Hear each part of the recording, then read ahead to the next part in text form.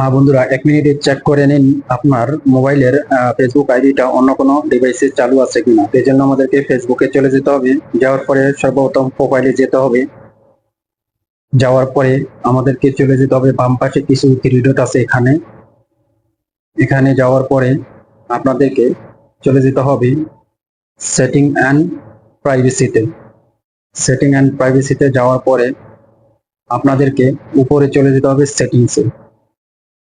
সেটিংয়ে যাওয়ার পরে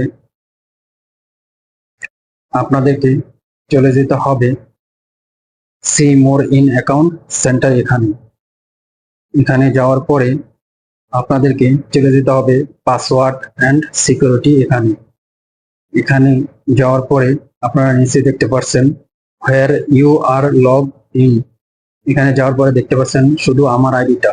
এখানে অন্য কোনো ডিভাইস দেখলে আপনারা অবশ্যই ডিলিট করে দিবেন, অর্থাৎ আপনাদের সারা অন্য ডিভাইস থাকলে ডিলিট করে দিবেন।